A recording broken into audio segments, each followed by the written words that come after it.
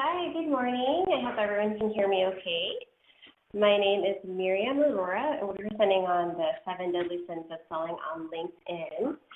Just a little bit background about myself. I'm originally from California, grew up in the Philippines, been around a lot of different cultures and experienced, the art of communication, not just, Western with Asian, but just a lot of different styles and everything. So I'm currently living in Austin, been here for about 4 years. So I traded my surfboard for some cowboy boots. And being here in Austin is actually the reason that I was able to get into copywriting. And that's one of the things that I do is through a good copywriter is social media. How do companies, small business owners, salespeople develop themselves online to develop their professional branding. And I also work at Oracle as a business development consultant. And one of the things that it's really taught me is how to leverage LinkedIn. They've given us access using the premium features that are in LinkedIn. And so I wanted to share those with you today. A lot of us know about LinkedIn. Many of us use it primarily as a job searching tool. Others use it primarily just to find contacts. And so I just wanted to share with you what I've learned over the course of my time at Oracle and also as a good copywriter with leveraging those types of skills.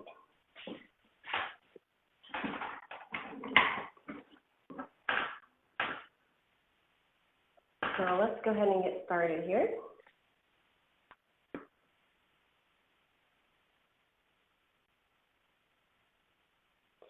So deadly sin number 1, using LinkedIn only to find contacts.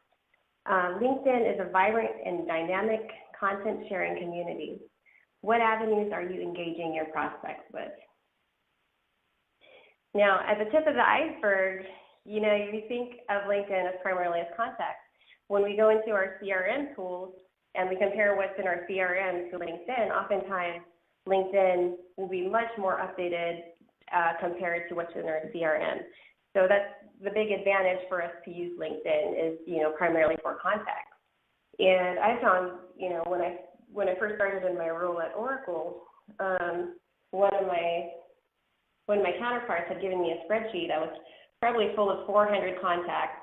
And I was so excited. I was like, I'm going to dig through all of these contacts. I'm going to make sure, that I reach every single one of them. Well, you know what? I had only gotten past the 5th or 6th one when I discovered that these contacts were crap. People had moved roles, people were at different companies, so it was quite embarrassing to me. So I quickly learned, I can use the spreadsheet maybe to see what changes have been made, but really comparing it against LinkedIn, if they were on LinkedIn, to see what type of a job change they had done or what type of a new role that they've been. And I think that's what a lot of us salespeople do. We go to LinkedIn, we want to see the contact, and we want to get straight to our job. Well, really, that's great and everything, but contacts are only the tip of the iceberg.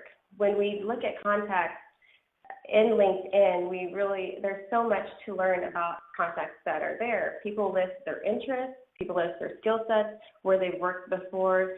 We find out so much more about them than we could just calling them straight up cold calling them. We find out who they work with, we can triangulate issues, and we can see who they're connected to.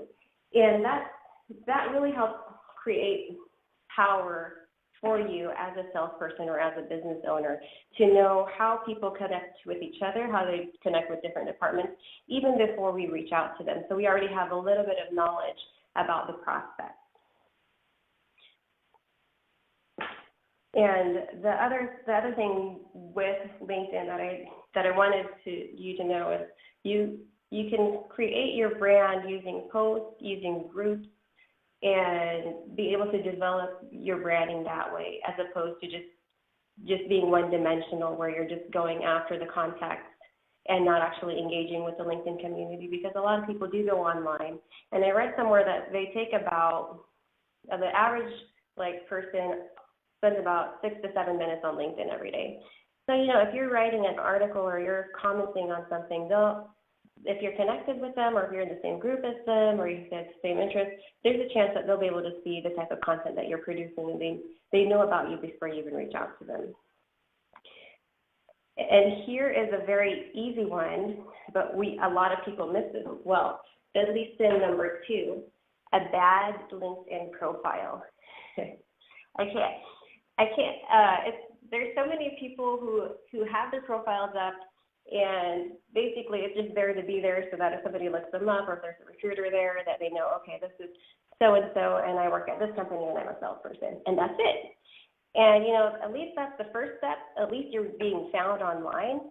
But what if you actually use the landscape that LinkedIn provides you to establish your branding, to establish yourself as not just another salesperson, but to establish yourself as the salesperson in whatever arena that you're facing or whatever arena you serve. So if you're in finance, why not leverage yourself to create a profile where people are interested in learning more about what type of things you offer within finance, and to really see you as an expert, because that's really the first, not necessarily the first time that they'll check you out, but say you're leaving messages, say you're calling them, say you're sending them messages, like email and LinkedIn messages. Well, and then they haven't gotten back to you, but they can check out your LinkedIn profile to see who you are and what you're about. And so LinkedIn gives you that opportunity to create your branding even before your potential prospect reaches out to you. And the way you do that is that you want to build trust early, and you want to build trust before prospects even engage with you. And so if they look at your profile on LinkedIn and they say, okay, they're a salesperson, and they don't know what you're selling, at a very basic, at a very minimum, they don't know what you're selling, or if you're a business owner and you don't have, what offerings your business has on your LinkedIn profile, well, you're missing out on being able to create the story before they create it for you, as opposed to where they come and they see who you are. And so that's really important to do, is that you want to leverage yourself, you want to be seen as a subject matter expert. And how do you do this? Really, there's a lot of ways to do it, and I'm going to show you the top ways to actually build a better LinkedIn profile. And that's through your summary, that one little section there where it's like the open text where you can write about yourself, and that really helps to create your branding. And you want to define yourself. Are you just an average salesperson? Are you not really interested in your role? Or are you a subject matter expert and CIOs and CEOs and C-level executives who want to reach out to you after they've seen that you are actually an asset to them? Little known fact, actually probably a well-known fact, is that when you add a professional photo, you're 14 times more likely to be found on LinkedIn.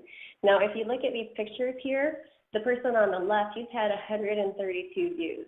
He looks sharp, he's easy to, you can see his face, it's clear, and even Katie right next to him, she's had quite a few views too. And look at this person right next to her, only 3 views. And that's only because of a picture. So if you get nothing else from this presentation, if you don't have a picture on your profile, go and add a picture, try to make it a better one, as professional as you can make it.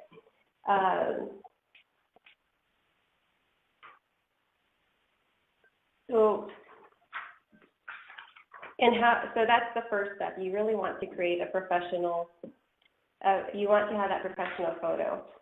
The next thing you want to do is if you don't have 500 contacts, try to add as many contacts as you can to get to that 500 plus contacts.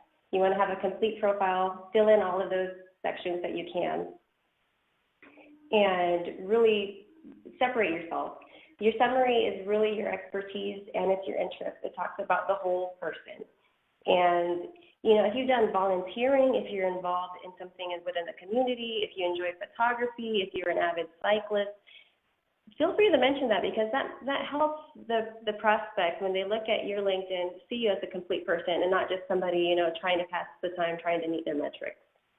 What you want to do is also, so you want to build up your profile so that it's a complete profile, and where you also leverage who you are and how you can help the prospect that you're reaching out to.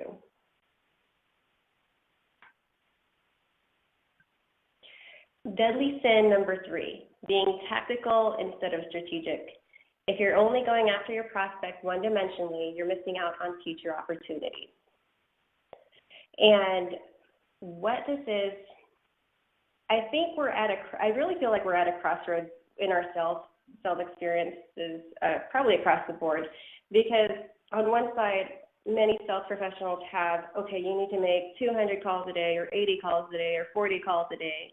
And, we're giving metrics. And so when we have those metrics, it's really hard for us to focus on the customer, because we're like, okay, well, I'm told I need to send out, I had to make these 80 calls, 100 calls, 200 calls, whatever it is for your company or what have you. And we miss sight of why we're calling them. We miss sight of the whole reason why we're calling them. And the whole reason we're calling them is because we want to see if there's a business need that we can fill, if there's a problem that they haven't been able to overcome that we can help them with. And we all have metrics to achieve. I mean, everybody does. Everybody who's in business needs sales. And unfortunately, we're still told numbers. If you reach enough people, you'll get the results.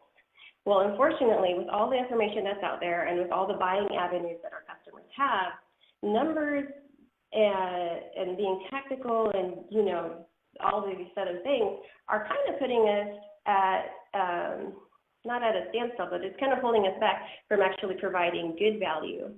And, if you wanted to go buy something from a store, you have so many different ways to buy that. You can buy it online, you can have somebody deliver it to you, you can go to the store itself, or you can ask somebody else to go buy it for you, right?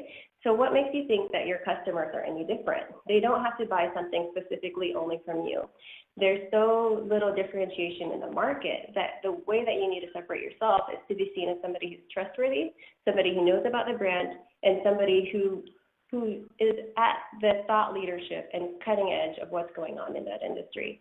And the way that we do that is not necessarily through calling through 80 people a day or 100 people a day or sending out massive messages to people, seeing if there's any interest. The way we do that is through having a better strategy.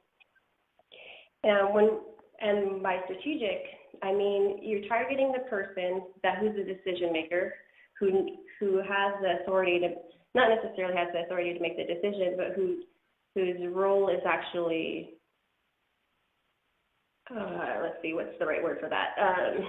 You want to speak to the person who's in that role, who not necessarily just makes the decision, but the decision impacts them on a daily basis. And how do we discover that? Well, we find it through their LinkedIn profile. What are their fields that they're interested in? Like, say, disaster recovery. Well, we're not going to send them stuff about Java Cloud Service. We're going to send them stuff about what would you do in an emergency situation where all of your data centers went down. And you want to be able to provide resources that speak to that need as opposed to finance. Why would you send somebody who's in disaster recovery to like a finance conference? So obviously we wouldn't ever want to do that, but that's at the very basic level. You want to see what the person is interested in, what their role requires, and what they're looking to achieve. You want to see short-term, near-term, and long-term, and you want to be able to speak to those needs.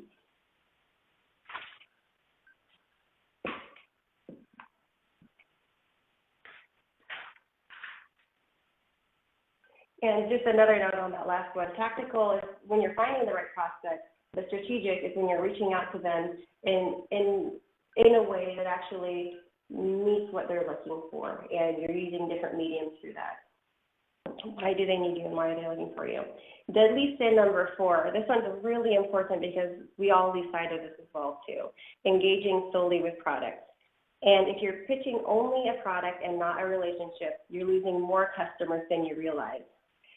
I'm sure we've all done this because we're in a hurry to meet our metrics, or we're in a hurry to make a quick sale, and we lose sight of why we're, not necessarily why, we know why we're selling, but we lose sight of the customer in the process.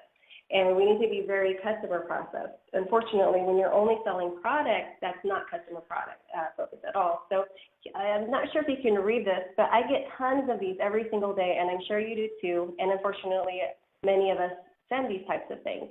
This is a LinkedIn message where this person's contacting me saying like, hey, you know what, I think you might need some video animation, and are you available for a quick phone call? Well, you know what, I don't need video conferencing at all. But, you know, maybe there was something else that Amanda could have reached out to me about, but she's only reaching out to me on video. And so if it's that specific, my immediate response is going to be no.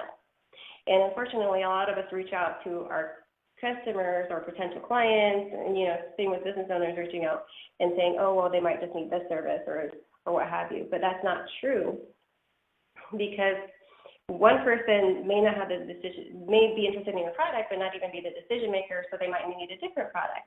And when you send messages like this on LinkedIn, you know what, you're screwing yourself over. You're missing out on a great opportunity, on a potential relationship that you can have. And really, it gives you only one chance to engage. And I have a prime example of my own experience of this. I was tasked to invite people to a live event, and I was tasked to invite just developers in general. So that's who I targeted. I targeted developers for going to a live event, like it was like a Java cloud service type of a thing. So I was like, hey, you know, I had added him on LinkedIn, and I said, hey, would you be interested in attending this? And the immediate response was no.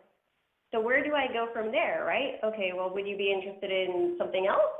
Like, that just makes me look bad, right? Because it shows that I'm not on the same page as this developer, that even if the product was a fit for a developer, maybe it wasn't a fit at that time for him, or maybe there was a different product set that he could have been interested in, but because I'm only pitching product or one event to him, that gives me no ability to come back. It gives me less leverage, quite frankly, when I go back to him and I say, hey, well, what about this event? Or what about that event? And it's just going to be no. Like, there's no way he's going to get on the phone with me in a week from now and say, hey, yeah, let's talk on the phone because you got all these other things wrong because you tried to send me to this event that I'm not interested in.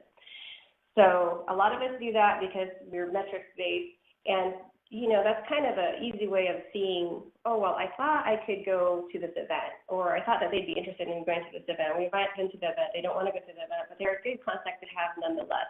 So what we want to do is we want to develop the relationship before we even invite them to the event. And how do we do that? We engage them in LinkedIn. We say, hey, nice to meet you. You know, if there's any way I can help, let me know. And you start to not just invite them to things one-dimensionally, but you invite them to other platforms as well. Like, hey, here's an article I thought you might be interested in. Here's an event. I'm not sure if it's around your genre or if you know somebody that's interested. And that way we develop a wider type of a friendship with them. And that really dovetails into this next one, making false assumptions. And that's exactly what I did with this developer, because I thought that this would be a perfect opportunity. It's like his background on LinkedIn completely matched up what the event was, and that wasn't his role at all. And until we actually get on the phone, we can't be completely certain about what the role is and what the responsibilities entail and how they're related to other aspects of the business. A decision maker may not necessarily have buying power. You know, we've seen this with CEOs who are on boards, but they're not actually involved with the company any longer. You know, we think that they're the right person when it's actually somebody in finance, and we just get tossed around. So it's, you know, use LinkedIn to get that start, but don't make that your end game. You definitely always want to get on the phone. You always want to engage via, you know, whatever avenues that they're on. And, you know, their profile may be misleading. You know, they could say, like, oh, I'm the greatest person on the planet, and, you know, come to find out they're not even in charge of anything. So, you know, always have realistic expectations. And I can't reiterate this enough. It's not just a numbers game. It's not just metrics-based. It's a bridge for trust. And another example that I wanted to bring up with you in creating trust is that when you if you provide yourself as a resource, people are more likely to come to you when they actually do have problems, because you're not seen as a salesperson, you're seen as somebody who knows what's going on. And one example that was actually a really good one was I developed a relationship with a DBA, and he was based in Canada, and there was absolutely nothing. Like I developed a relationship with him. I'd done this whole discovery call, as we call them, and there wasn't anything there that that would prompt any type of opportunity for a quick sell or anything like that. But I didn't just shut down the relationship. Every couple of weeks I would check in and I'd say, hey, how's your project going? How's your family? I mean, we were at the point where we actually could talk about family. You don't want to just dive in and say like, hey, so I have XYZ kids, how many kids do you have, and what have you. You want to make sure that you have that relationship. And so I had built a pretty good relationship, and I come to find out that his friend, his friend was actually in charge of this beautiful temple in India, in Amritsar, and my husband and his family were actually going to go to that temple while they were visiting India. And I had just casually mentioned to him that my husband was going. And he had said, oh, really? Well, my friend helps run that temple. Let me know what we can do or when they're going so that he can, say hi to them and look after them. And, I kind of mentioned it to my husband, and he was like, yeah, okay, whatever. Come to find out, this guy was really actually in charge of every aspect at this temple. It's the Golden Temple in Amritsar. If you haven't looked it up, look it up. It's a beautiful temple. And he was in charge of everything. He came and he greeted my brother-in-law and their family, and he just gave them the best time. Like, he served them special food, showed them, special places, got them set up with a nice, they had lodging at this temple as well. And, without that connection, my husband and his mom and their family wouldn't have had that experience at all. And that was all because I had developed a relationship with this DBA in Canada who was best friends with the person who's in charge of this temple out there. And so you never know where relationships could go. And if you're looking at them one-dimensionally, you miss out on these types of opportunities. You miss out on cultivating, working relationships that develop into something more. And not to say that that's the only thing that happened, but we also were top of mind. I think that's our next slide. Let's look at that. And we were also top of mind for him when the project did come back up, and we actually did develop that into an opportunity as well too.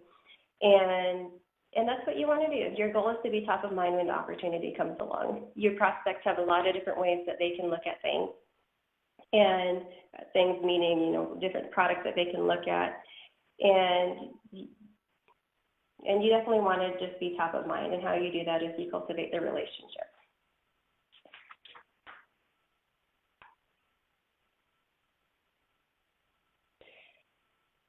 And so the bottom line from all of that is, are you providing insights and engagement, or are you going with hard sell tactics? When you go with insights and engagement, people are more likely to come back to you and ask for your help. And not just help, but they'll let you in on what's going on in their world, and even what's going in with maybe some other potential other departments that are also working on products.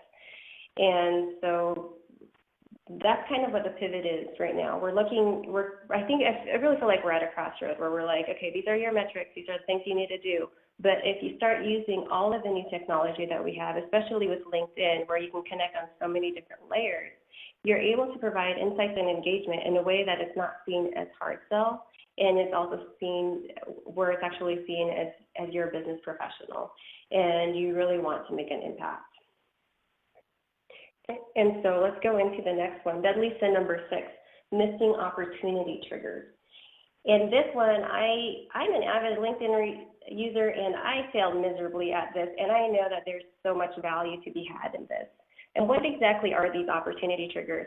Well, when you see somebody has a role change, that's a great time to connect with them. Say like, hey, congratulations on the role change. And, if there's something that affects them with the kind of, like, if there's something in the news that affects them personally, that's a great way to reach out to them. Hey, I saw this in the news, thought you might be interested. Hope everything's okay over there, or like, what an exciting transition you guys are going through. Things that maybe they might not even be aware of that you could help provide them with.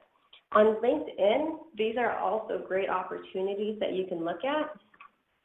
When they comment on a post, because posts are public, so you really don't need to be ashamed of saying, hey, I saw your post on blah, blah, blah, I thought it was very interesting, and have you thought about X, Y, Z? Totally do that. That is totally okay. Don't be afraid to be like, oh, well, I don't know them personally, or haven't had a conversation with them. That gets them thinking, that gets them in that part where you can actually talk with them. When they share collateral, collateral meaning like pictures, images, news, something that's of interest to them, definitely comment on that, and develop that way you can develop a dialogue. When they view your profile, you can say, hey, I saw you looked at my profile.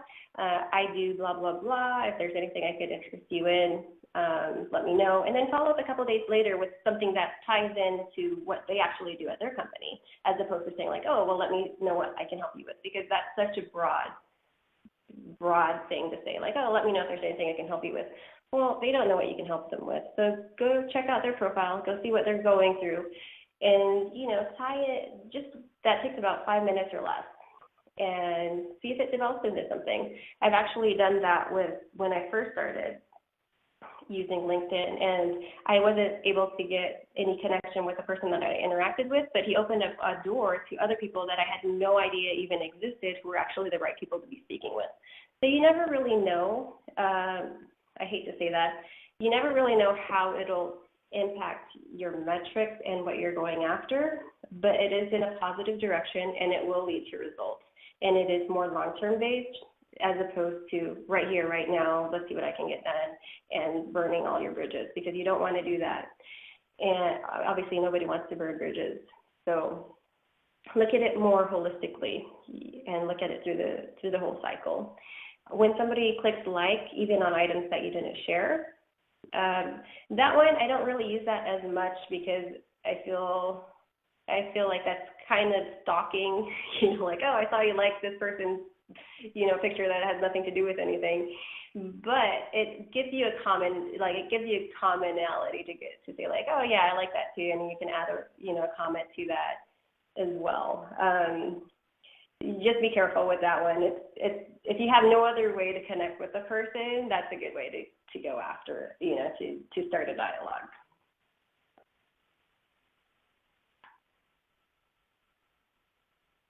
And so you want to reach prospects in their comfort zone. You'll see that, and this doesn't just apply to LinkedIn, obviously. What I mean by this is you can tell almost immediately if somebody is more of a phone person, more of an email person, more of a LinkedIn person, more of a thoughts and article person. You want to reach them where they're comfortable, just to start that. And one is this lady that I'm currently working with. It doesn't matter how many emails I send her, she'll never respond to an email. She only responds when I call her up, and she always answers her phone. So it's kind of pointless to send an email, and I understand that. So that's what I'm doing. I'm talking in the language that she's comfortable in. And that's what you want to do with your prospects as well. And it's hard to gauge that initially, but once you kind of get a feel for that, reach them where they're comfortable. If they're more some people like texting first, some people like LinkedIn messaging. Some people won't respond to you, obviously. This isn't for everybody. But these are just tools that'll help you develop your skill set that much more. That way you're prepared when people do reach out to you. And one of the ways that you want to reach out is definitely use InMail to engage.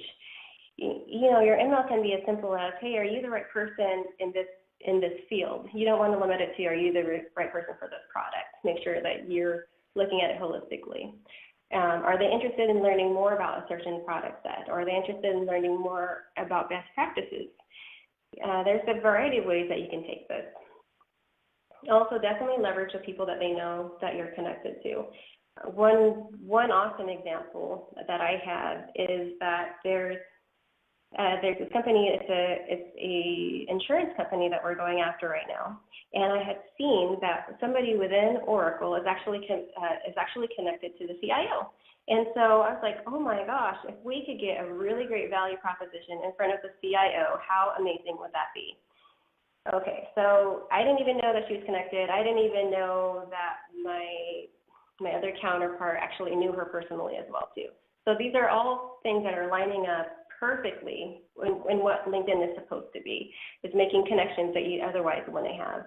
And so we reached out to her, and she was interested in, creating that first entrance, to get the introduction with the CIO at this insurance company. So we're really excited about that and to see where that's going to go. So last but not least is not asking. What is your ultimate call to action? Do you even know what your last call to action, what your actual call to action is?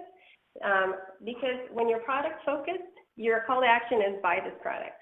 When you're relationship focused, it's how can we help you fill those business needs that you have?